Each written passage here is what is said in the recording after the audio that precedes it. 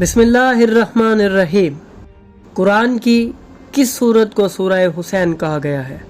کیا کربلا کا واقعہ قرآن اور دوسری مذہبی کتابوں میں موجود ہے؟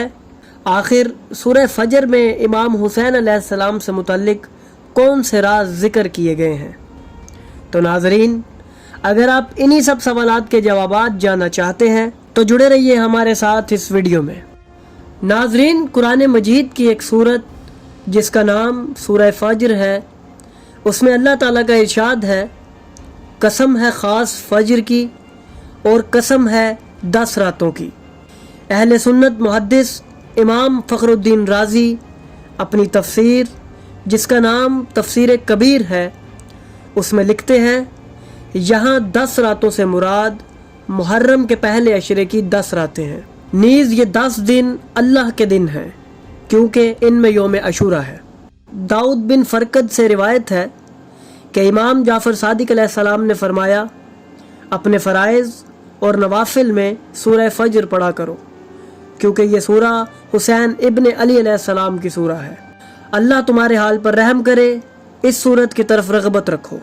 ابو اسامہ نے امام جعفر صادق علیہ السلام کی خدمت میں عرض کیا، سورہ فجر کس طرح امام حسین علیہ السلام کی خاص مصداق ٹھہری؟ امام جعفر صادق علیہ السلام نے فرمایا، کیا تم نے اللہ رب العزت کا قول نہیں سنا؟ اے نفس مطمئنہ، تو اپنے رب کی طرف لوٹ چل، اس طرح کہ تو اس سے راضی اور وہ تجھ سے راضی ہو، پس میرے خاص بندوں میں شامل ہو جا اور میری جنت میں داخل ہو جا۔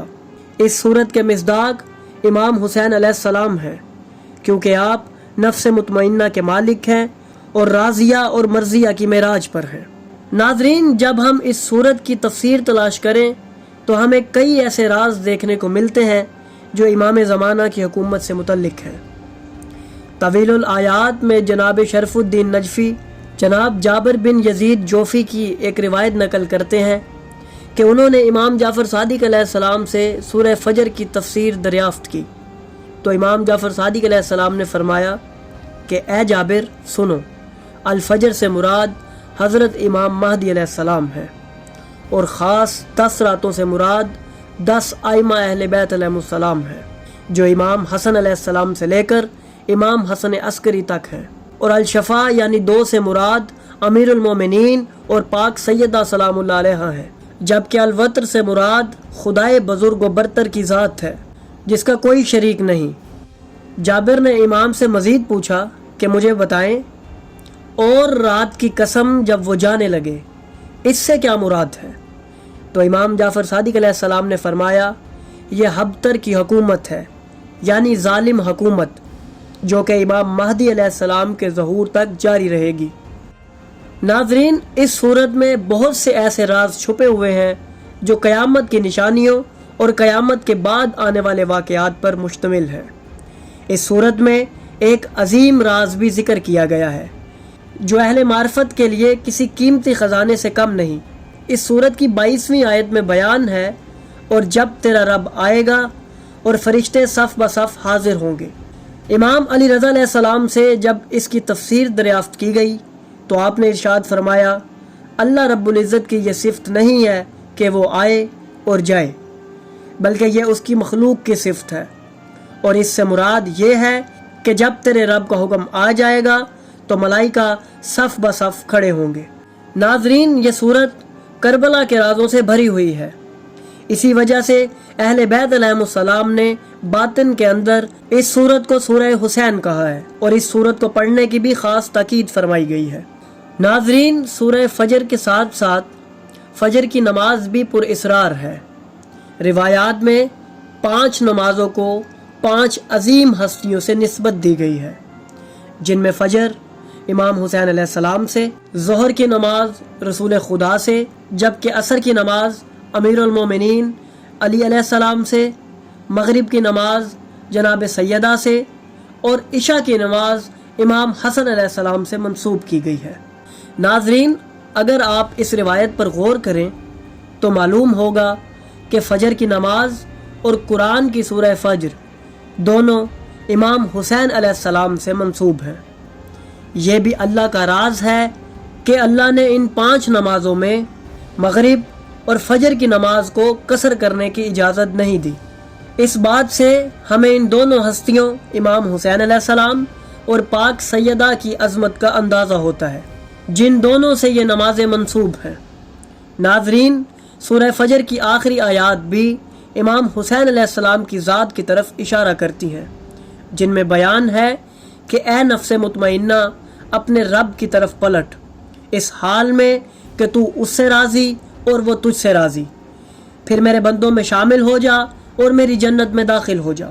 ناظرین، جب ہم روایات اور تفاسیر کا مطالعہ کریں تو ہمیں معلوم ہوتا ہے کہ اس آیت کے مصداق امام حسین علیہ السلام ہیں، اور جب ہم عرفانی کتب کا مطالعہ کریں تو ہمیں معلوم ہوتا ہے کہ کربلا کے میدان میں یوم عاشور کو عصر کے وقت آسمان سے امام کو یہی صدا آئی تھی۔ ناظرین، کربلا کا واقعہ صرف مسلمانوں تک محدود نہیں ہے، بلکہ اس کا ذکر اس کائنات کی تخلیق سے قبل بھی موجود تھا۔ کربلا کے واقعے کا ذکر صرف قرآن مجید میں ہی نہیں، بلکہ دوسری آسمانی کتابوں اور دیگر صحیفوں میں بھی موجود ہے، خواہ وہ سامی ادیان ہو یا غیر سامی۔ تمام مذاہب کی کتابوں کے اندر کربلا کے واقعے کی پیش گوئیاں موجود ہیں۔ ہم آنے والی ویڈیوز میں آپ کو مختلف مذہبی کتابوں کے اندر کربلا کے واقعے کا ذکر دکھائیں گے۔ ناظرین، کربلا کا واقعہ ایسے رازوں سے بھرا ہوا ہے جسے آج تک کوئی بھی مکمل طور پر نہیں جان سکا۔ کربلا کا مکمل واقعہ ایک ایسا راز ہے جس پر لکھنے والوں نے ہزاروں کتابیں تحریر کی، پوچھنے والوں نے اہل بیت علیہ السلام سے ہزاروں سوال کیے، مگر پھر بھی یہ واقعہ مکمل طور پر اس مخلوق کے سامنے نہ آ سکا۔ البتہ اہل بیت علیہ السلام نے جو راز اس واقعے کے متعلق اپنے اصحاب کو ارشاد فرمائے، ان میں سے چند اہم ہم آپ کی خدمت میں پیش کریں گے۔ ناظرین، یوم عاشورہ بذات خود ایک الہی راز ہے جس کی حقیقت تک کوئی انسان نہیں پہنچ سکتا، مگر اہل بیت نے جو راز ہم تک پہنچائے انہیں ہم آپ سب کے سامنے ضرور پیش کریں گے، تاکہ آپ بھی امام حسین علیہ السلام کی معرفت حاصل کر سکیں اور کربلا اور اس کے رازوں سے آگاہ ہو سکیں۔ ناظرین، امام حسین علیہ السلام کی شہادت ایسا واقعہ ہے جس پر ہزاروں کی تعداد میں کتابیں لکھی گئی۔ یہ واقعہ ایسا جامع اور پر اسرار واقعہ ہے کہ جب بھی کوئی پڑھنے والا اس کا مطالعہ کرے تو امام حسین علیہ السلام اس پر ہر مرتبہ نئے راز اشکار کرتے ہیں۔ لیکن اکثر و بیشتر کتابیں عربی و فارسی زبان میں ہی موجود ہیں، جن میں ایسے راز پوشیدہ ہیں جو اہل بیت علیہ السلام نے اپنے خاص اصحاب کو تعلیم فرمائے۔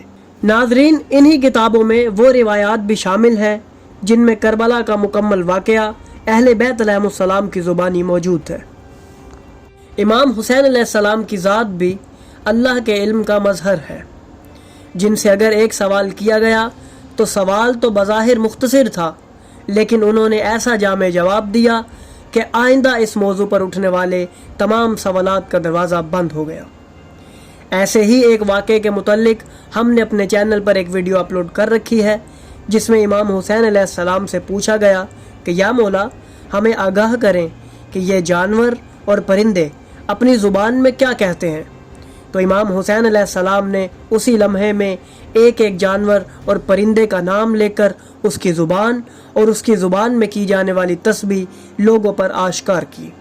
ناظرین، اس کے علاوہ امام حسین علیہ السلام کے مدینہ چھوڑنے کا واقعہ ہم نے اپنے چینل پر اپلوڈ کیا ہے، جس میں امام حسین علیہ السلام کی زبانی وہ تمام واقعات ترتیب دیے گئے ہیں۔